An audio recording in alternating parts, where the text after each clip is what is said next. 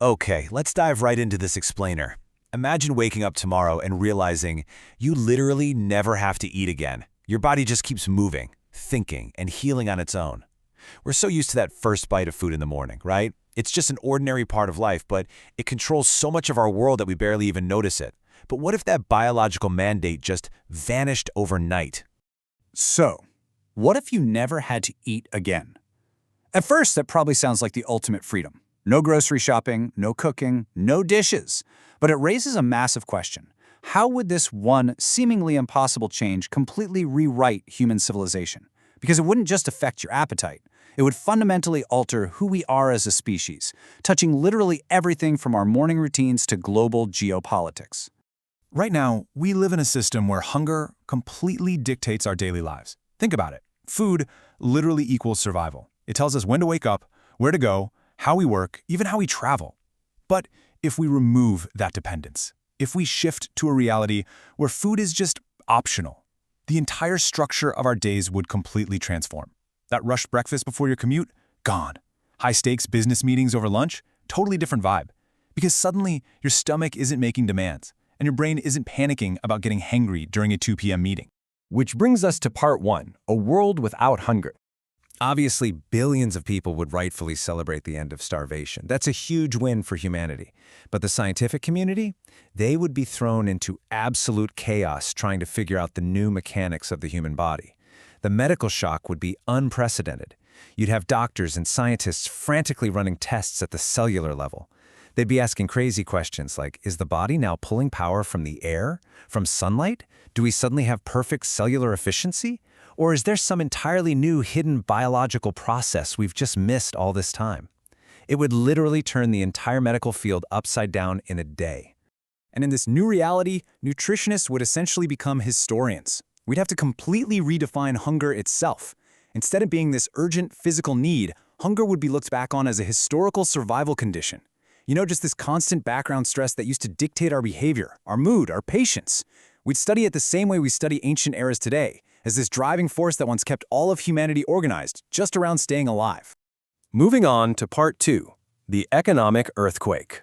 Because here's the thing, food isn't just fuel, it is an entire civilization system.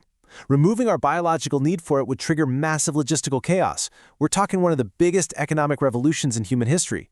Millions of people would face an economic identity crisis as the agriculture industry shrinks.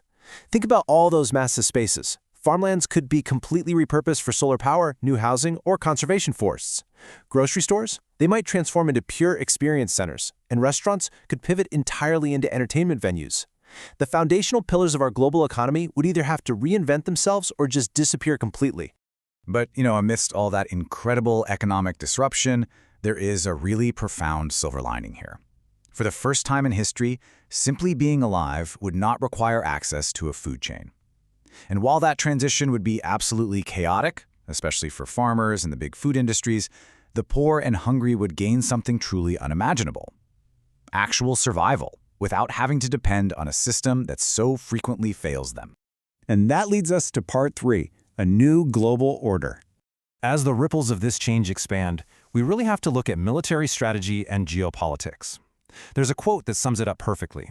Food security is national security. Right now, a country that can feed itself is strong, and one that can't is incredibly vulnerable.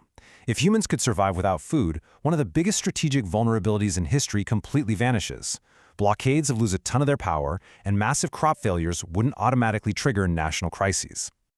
But let's be real, removing food scarcity wouldn't necessarily usher in global peace. Famine would no longer be a weapon, sure, but history tells us that when one pressure vanishes, another one usually pops right up. The war machine doesn't just stop, it would simply pick a different fuel. Armies and nations would redirect their conflicts toward new battlegrounds, things like energy, data, technology, land, and water. Human ambition and fear wouldn't go away, they'd just change shape.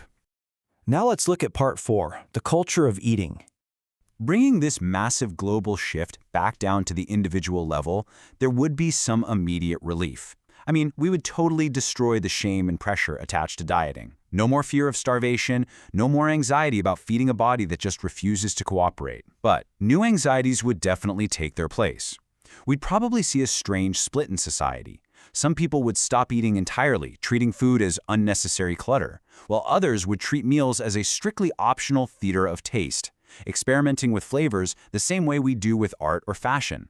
Even the basic stages of human life and evolution would need a total redesign. Think about it. If children no longer depended on food to grow, and if our sleep and aging were completely unlinked from digestion, we'd be opening the door to a highly efficient, completely different kind of human species.